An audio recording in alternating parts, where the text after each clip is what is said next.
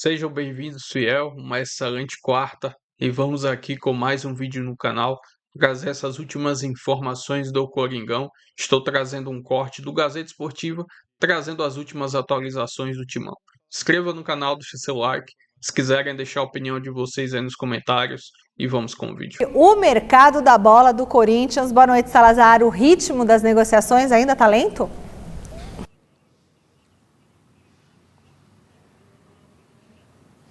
Talento sim, Michele. Boa noite para você mais uma vez, para todo mundo que está aqui com a gente. O que acontece, Michele? O Corinthians continua com os salários atrasados. Como a gente vem informando aqui, o Corinthians não tem muita ideia de onde tirar dinheiro para resolver essas pendências atuais com o elenco e também para evitar que sofra novas punições da FIFA por causa de condenações recentes. O Corinthians já pegou empréstimo com bancos, o Corinthians já adiantou receitas de patrocinadores, de cota de televisão. O Corinthians precisa vender jogador, é uma necessidade. Claro que há uma previsão orçamentária para vender jogadores até dezembro, mas há uma necessidade de vender agora, nesta janela. Só que, por enquanto, nenhuma proposta, ou ao menos nenhuma proposta que tenha agradado a diretoria corintiana. Eu falei com um importante empresário, André Cury, que detém ali os direitos de negociação de vários jogadores, inclusive, por exemplo, o Yuri Alberto.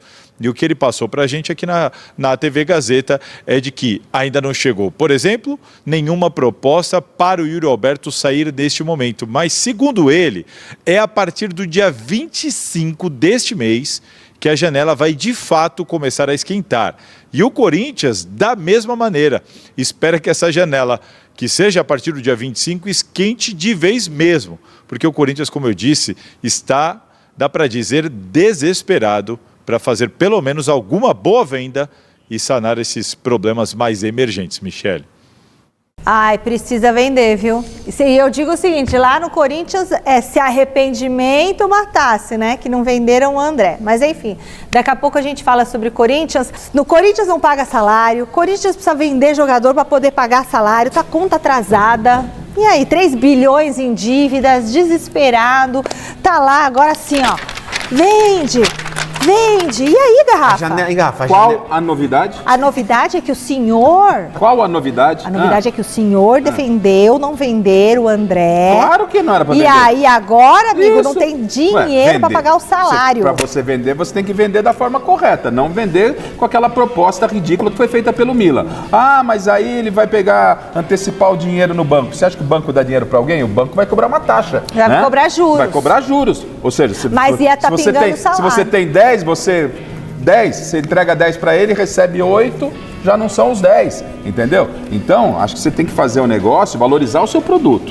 O Corinthians está desesperado? Está desesperado. Precisa vender. Mas não adianta você doar jogador, Miriam. Mas tem um detalhe. A janela vai abrir agora, Michele? Pro Corinthians, como será? É uma janela que vai ou uma que vem? Precisa saber que vem? Não, que vai. Eu acho que é uma janela que vai abrir para ir, não para vir. Que vai. Não, Miller, tá no Transferban, como é que vem alguém? Exatamente, o Transferban não tem janela pro Corinthians. Aliás, com o Transferban pode ir. Pode vender, não pode comprar. Não pode comprar, exatamente. Então vai vender meio time. Ai, senhor. Deixa eu ver se tem proposta, Michele. Tem que vir proposta. Não é assim. Miller, você tem muitos contatos. Arranja uma proposta pro Corinthians. O Memphis está se preservando para jogar no Corinthians, né, mano? Segundo a empresa holandesa. Putz, grila, velho. Aqui se preserva pra jogar lá e chega lá ele se preserva pra jogar aqui. Exatamente. Só faltava essa, hein? Não temos ainda as histórias, porque alguns dizem que ele tá com a proposta na mesa, mano, só tem que dar o ok, né? Mas na verdade é o seguinte, mas dizem também, tem alguns outros blogs que estão falando o seguinte, que ele não quer falar nada sobre isso agora, só quando ele voltar ao Brasil, né? Que ele vai voltar, acho que não tem cabeça pra fazer isso agora, né, mano? Ô Motinha, na boa, mano, se tivesse alguma coisa realmente concreta, já teriam apresentado pra ele no momento antes da partida, e de fato não tinham. E pra mim não haverá também, viu, Motinha? Esse negócio de que a proposta pra ele e ele tá estudando, o próprio Osmar Stabile negou. O Osmar Stabile participou de um podcast, se eu não me engano, acho que chama A Voz da Arquibancada, e negou que ele tenha emitido qualquer tipo de proposta financeira pro Memphis aí, inclusive, segundo alguns portais que noticiaram, falando que o Corinthians não dependeria de um parceiro comercial para estar fazendo esse novo contrato e que pagaria com o próprio esforço ali. E posteriormente, se acontecesse de algum parceiro fechar, que ajudaria talvez aí no pagamento. Mas, repito, segundo a própria versão do presidente do Corinthians, isso não aconteceu, Motinha. Então, vamos aguardar. não acho que tenha algo aí concreto e duvido que ele volte também, viu? Eita, nós, sério, mano? Você acha que não vem mais? Tá de verdade, cara. O contrato dele vai até o final de julho. Acabando a Copa em meados de julho, não teria por que ele voltar a jogar 2 semanas, trazer aquele monte de tralha que ele trouxe quando ele veio morar no Brasil, em torno acho, de 30 malas, pra jogar 2 semanas e terminar o contrato. Eu acho que não volta. Até porque se o Corinthians colocar ele, né, mano, em 2 jogos, vai ter que pagar aí mais um gatilho pra ele, né? Cara, então. 5 milhões, a merda de contrato que fizeram, né? 5 milhões. E olha, e hoje foi dia de desmentido, né? O Yuri Alberto no Zenit, né? Segundo o André Cury, que é o empresário dele, falou que não há nenhuma proposta por ele ainda, né? Diz que tava. Mas o André Cury, acho que não é mais o empresário dele, não é o pai dele que virou empresário? Parece que ele tinha rompido com o André Cury. Segundo o Thiago Salazar, o repórter consultou o André Cury, entendeu? E ele teria respondido que o mercado está morno, que não há propostas, né? Tá difícil o mercado, mesmo pro mercado brasileiro, para jogadores brasileiros. Falou até do mercado em si, né, mano? Que disse que não tá tendo tantas consultas assim como eles esperavam, né? No mercado. E Yuri Alberto no Zenit não tem fundamento, né? Mas se eu não me engano, ele veio de lá, não foi de lá que o Yuri Alberto veio? Então, por que os russos, eles adoram uma bomba, né? Querer o Yuri Alberto de novo talvez não seja a melhor delas, mas eu duvido que ele volte pra lá. Por 20 milhões de euros, né, mano? É isso que o Corinthians pede? A parte dele? O Corinthians tá pedindo isso, Motinha. Não é nem na parte dele, porque eu duvido que o Corinthians conseguiria aí 40 milhões de euros uma proposta pro Yuri Alberto, que é um bagre. Qual é a hoje, cara, se pintar talvez 15 milhões de euros ali, uma proposta, e o Corinthians tendo metade desse valor, acho que o Corinthians vende. 50% é do Corinthians só? Pra falar a verdade, 40%, porque o Corinthians deve mais 10% pro André Cury. Entendi. Vamos lá. E hoje também o Corinthians recusou uma proposta pelo atacante Guinegão, né? Um moleque de 19 anos. Eu vou falar o nome, gente, mas me perdoe, é um nome turco. Erzurumspor FK. Erzurumspor FK da Turquia, né? Apresentou uma proposta de empréstimo com obrigação de compra, né? Valores não foram divulgados, mas o Corinthians rejeitou. E lógico, o Corinthians já tinha rejeitado uma proposta ano passado, né, mano? Por ele. De 14 milhões de euros do Montpellier. Montpellier. Então, já rejeitou uma proposta de 14 milhões de euros. Agora vai emprestar o cara para emprestar para futuramente comprar o Guinegão.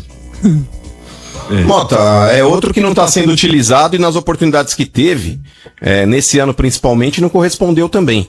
O Corinthians precisando de grana, cara, se pintar uma proposta aí pro Guinegão, não tem que fazer doce pra vender não, cara. Vende e depois revela outro do mesmo nível. Porque pelo que me mostrou até agora, aí não é nada do outro mundo também não. Ok. Maravilha. É isso, acabou o Corinthians. Tem mais um fato aí, ô Sombra. Que alguns conselheiros do Corinthians, no caso 3, eu já vou dar o nome deles, conselheiros vitalícios, eles conseguiram o bloqueio da reforma estatutária, que estava previsto para dia 20. Isso demonstra que esses caras aí só olham pro próprio rabo e defendem os próprios interesses. Para quem não tá acompanhando, um dos principais pontos que seria votado aí era a presença do fiel torcedor elegendo presidentes na próxima eleição. Ou seja, isso não acontecerá graças a 3 sujeitos aqui, que eu vou passar o nome aqui, ó. Ademir Benedito, Guilherme Stranger e Alexandre Rusni. São esses os 3 aí que conseguiram aí esse bloqueio, infelizmente aí de uma forma ditatorial, para que o Corinthians reformasse seu estatuto e colocasse pessoas aí que vêm da arquibancada para eleger presidente. E não esse monte de gato gordo que muitas vezes está dentro do próprio clube mesmo, um associado, que trocam votos em troca de churrasco e cervejinha. Viriam pessoas aí que têm realmente o Corinthians no sangue, porque eu respeito todo associado do clube, enfim, mas o associado do clube muitas vezes está mais preocupado com a quadra de vôlei, de basquete, com a peteca, com o biribol, com qualquer outra porra lá, com a piscina, do que realmente com o bem-estar do clube dentro de campo. E quem paga realmente as contas é o clube dentro de campo. Não é a bocha, não é o biribol, não é a peteca, não é nenhuma dessas modalidades que o Corinthians tem lá dentro. Então, pra mim, é um retrocesso novamente, coisas que a gente já viu dentro da história do Corinthians ali de forma ditatorial, o impedimento aí de novos integrantes poderem eleger o presidente do clube. E representa muito mais do que ficar tomando tapinha nas costas de político dentro do clube pra fazer parte de panela política. Ai, porque eu não faço parte de panela. Faz, porque mais cedo ou mais tarde você pode estar aliado com pessoas que têm algum interesse político dentro do clube e por questão de afinidade acaba apoiando também. Sim. Então, cara, pra mim, repito, Motinha, pra mim é uma vergonha o que acontece hoje no Corinthians. Mais uma vez, um capítulo muito triste dentro da história do clube. É bonito ver que você já jogou a toalha, mano. Não é questão de jogar a toalha não, Sombra. Inclusive esses 3 cidadãos aqui que estavam aí pedindo esse bloqueio, conseguiram na justiça isso, de 11 audiências públicas, eu gostaria de perguntar pra eles quantas eles participaram. 11 audiências públicas que tiveram a respeito de debate de estatuto, quantos eles tiveram presentes ali? Quantas delas eles tiveram ali dentro para poder debater o que era bom e o que não era dentro dessa reforma? Então é muito simples, Sombrar, dentro desse coronelismo que esses caras têm, tentar defender o único objetivo deles, que é o privilégio que eles possuem. Continuar blindando o clube de torcedores da arquibancada. Continuar justamente como muito tempo o Corinthians vive, com uma meia dúzia mandando. Uma panelinha política ridícula e que só faz mal pro clube. Porque é isso que esses caras fazem. E vou trazer aqui agora uma breve matéria do Corinthians, do GE.com, trazendo informações dessa preocupação nesse início de semana. Abre aspas, o Corinthians inicia a semana pressionado para solucionar 2 pendências de curto prazo: os salários dos jogadores que estão atrasados e da comissão técnica e a dívida com o Talleres da Argentina pela compra de Rodrigo Garro na temporada de 2024. Diferentemente do mês passado, quando os atrasos foram resolvidos em poucos dias, a diretoria tenta estabelecer prazos e procura alternativas para quitar os débitos com o elenco. O pagamento estava previsto para o 5º dia útil deste mês de junho. O Corinthians também corre contra o tempo para zerar a dívida contra o Talleres, cerca de 35,7 milhões. Caso não encontre uma breve solução, o Corinthians pode sofrer uma nova punição da FIFA. O clube já cumpre um transfer ban em razão de uma dívida com o Philadelphia Union dos Estados Unidos pela compra do volante José Martínez em 2024. O valor devido aos americanos é de aproximadamente 7,5 milhões de reais na cotação atual. Enfim, mais uma semana aí de muita preocupação para o torcedor da Fiel, principalmente nessa questão financeira, atraso nos salários e esse possível novo transfer ban, claro, se não for resolvido com a equipe do Talleres. Inscreva no canal, deixa seu like, se quiserem deixar a opinião de vocês aí nos comentários e até o próximo vídeo. Valeu, Fiel!